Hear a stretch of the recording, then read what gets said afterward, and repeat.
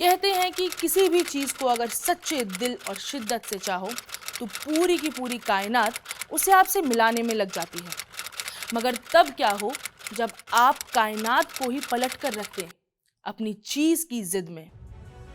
ये कहावत एक ऐसे देश के लिए एकदम फिट बैठती है, सटीक बैठती है, जहां चुनाव हुए बगैर सरकारें पलट जाती हैं।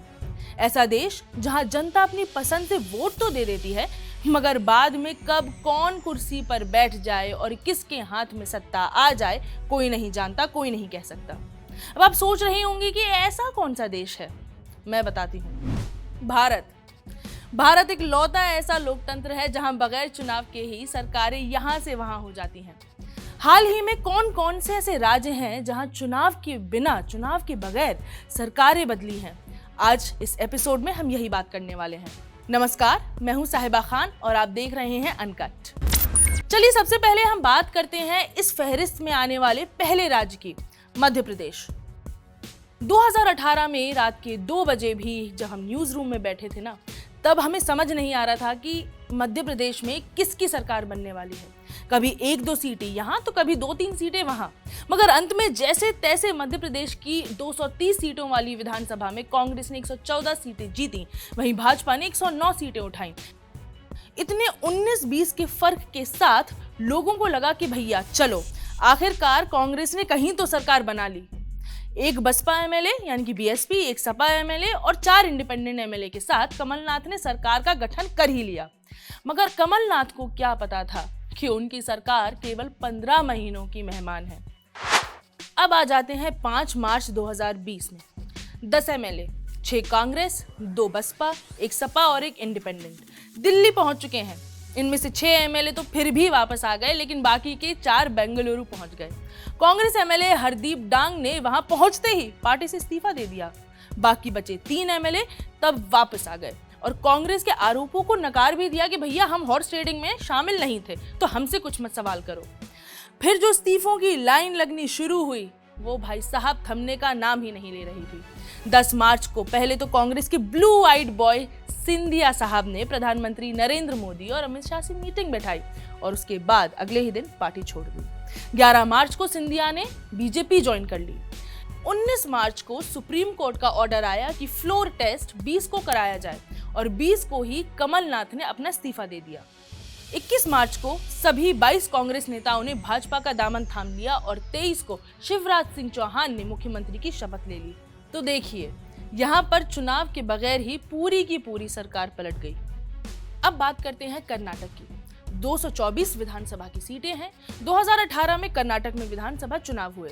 इस चुनाव में जो सबसे बड़ी पार्टी बनकर उभरी वो थी बीजेपी, जिसने जीती 104 सीटें। कांग्रेस ने उठाई 80 सीटें और जनता दल सेक्युलर यानी कि जेडीएस ने 37 सीटें जीती। अब कायदे से तो भाजपा के साथ मिल करके सरकार बना लेनी चाहिए थी, मगर कांग्रेस और जेडीएस पहले ही गवर्नर के पास पहुंच लिए। हालांकि बीजेपी ने भी येदियुरप्पा की अगुवाई में सरकार बनाने की बात सामने रख दी, तो गवर्नर ने भी बीजेपी को 15 दिन का मेजॉरिटी प्रूव करने के लिए दे दिया। सबने कहा कि बाकी राज्यों में तो गवर्नर साहब हाल के हाल सरकार का गठन कर लेते हैं अगर बीजेपी किसी भी पार्टी के साथ पहुंच जाती है। गोवा और मणिपुर का ही अगर हम उदाहरण लें तो हमें समझ में आएगा, जहां पर बीजेपी बहुमत से भले ही ना आ पाई हो, मगर गवर्नर के पास पहले पहुंच गई और सरकार बना ली।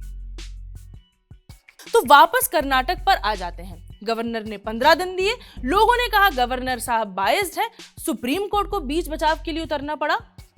कहा भैया 15 दिन बहुत ज्यादा है, 3 दिन ले लो। येदियुरप्पा फिर भी मेजॉरिटी प्रूव नहीं कर पाए और कांग्रेस के एचडी कुमारस्वामी ने जनता दल के साथ मिलकर सरकार का गठन कर लिया। मगर 14 महीने ही हुए थे कि फिर तनाव शुरू हो गया। सत्तारूढ़ सरकार में से 16 एमएलए 2 दिन के अंदर अंदर इस्तीफा दे दिए और 2 इंडिपेंडेंट एमएलए ने बीजेपी को समर्थन दे दिया। अब सारा जोड़ घटाना करके आखिरकार बीजेपी के पास थी 107 सीटें और सत्तारूढ़ सरकार के पास बची थी 101 सीटें।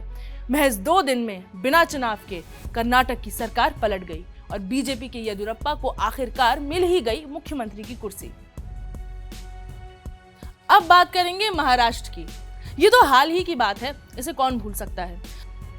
महाराष्ट्र में हिंदुत्व का कार्ड खेलकर आई शिवसेना को क्या पता था कि ये कार्ड उन्हें जिता तो सकता है, मगर लंबी रेस का घोड़ा शायद नहीं बना पाएगा। 288 सीटों वाले महाराष्ट्र में बीजेपी और शिवसेना के एनडीए ने बाजी मारी और मुख्यमंत्री की सीट पर बवाल मच गया, जिस कारण नवंबर तक सरकार ही नहीं बन पाई। जैसे तैसे कांग्रेस, शिवसेना और एनसीपी ने मिलकर के महाविकास अघाड़ी का गठन किया और सरकार बना ली और मुख्यमंत्री बने उद्धव ठाकरे।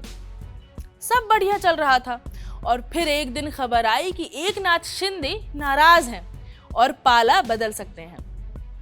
उन्हें लग रहा था कि उद्धव ठाकरे के नेतृत्व में शिवसेना वो शिवसेना बची ही नहीं जो पहले हिंदूवादी हुआ करती थी। अब लड़ाई थी कि कौन ज्यादा बड़ा हिंदू है, तुम या हम। 21 जून को एकनाथ अपने एमएलए लेकर गुजरात पहुंच लिए और बवाल हुआ तो सोचा कि और दूर चले जाएं। तो जब असम बाढ़ से जूझ रहा था तब एकनाथ शिंदे का खेमा गुवाहाटी पहुंचकर बगावत कर रहा था। कई बार उद्धव ठाकरे और बागी नेताओं ने एक दूसरे से टीवी और सोशल मीडिया के जरिए बात भी की, मगर क्या ही हो पाया। Rest is history. नतीजा आपके सामने है। एकनाथ शिंदे ने अपने शिवसेना के खेमे और बीजेपी के साथ मिलकर सरकार बना ली। एकनाथ शिंदे को इसमें क्या मिला? मुख्यमंत्री पद। हाँ, यहाँ देवेंद्र फडणवीस के लिए एक चौंकाने वाला फैसला रहा होगा, मगर ठीक है, सत्ता जब हाथ में होती है तो छोटे मोटे कॉम्प्रोमाइजेस इंसान कर ही लेता है। और अब आखिरी राज्य पर आ जाते हैं, जो है बिहार। लगातार 2 दिनों से देख रहे होंगे कि बिहार विधानसभा में क्या मस्त घमासान चल रहा है। नीतीश कुमार और बीजेपी का हमेशा से ही एक लव हेट रिलेशनशिप रहा है। नीतीश कुमार को इस बार लगा कि शायद बीजेपी के साथ सरकार बनाकर गलती कर दी है। 2024 पास है और नीतीश साहब को बनना है प्रधानमंत्री पद का दावेदार। बीजेपी के साथ रहेंगे तो मोदी मोदी करना होगा और सबसे बड़ी अड़चन उनकी वही है। फिर क्या था? नीतीश कुमार ने समर्थन वापस ले लिया, सरकार गिर गई और फिर राज्य की सबसे बड़ी पार्टी उभर कर आई आरजेडी और कांग्रेस के साथ मिलकर के सरकार का गठन कर लिया गया है। आज तो उन्होंने शपथ भी ले ली है। हालांकि राबड़ी देवी जरूर चाहती थी कि उनका बेटा तेजस्वी मुख्यमंत्री पद संभाले, मगर क्या है कि हमने पहले ही बोल दिया है कि सत्ता हाथ में आती है तो हर इंसान को छुटपुट कॉम्प्रोमाइजेस यहाँ वहां करने पड़ जाते हैं। तो शायद ये भी एक कॉम्प्रोमाइज था। तो भाई, इन कुछ दिनों में ऐसे सरकारें बगैर चुनाव के बदल गई हैं। कहने में तो ये बहुत फनी लग रहा होगा, मगर आप ये सोचिए कि ये एक तरीके से आपके साथ धोखा है। आपने कुछ सोचकर वोट दिया होगा, किसी की शक्ल दिमाग में होगी तब वोट दिया होगा, और फिर अंत में सरकार कोई और बना लेता है। और अगर आपका प्रत्याशी सरकार बना भी लेता है तो खुश नहीं हो, क्योंकि क्या पता 1 साल बाद कौन कितने एमएलए रिजॉर्ट में ठहराने के लिए ले जाए। क्या हल है इसका? क्या कोई नया कानून ही पारित करना पड़ेगा ताकि जनता के साथ ऐसा धोखा ना हो? हमें अपनी राय कमेंट्स में जरूर बताएं। फिलहाल मुझे दें इजाजत। मैं हूं साहिबा खान और आप देख रहे हैं अनकट।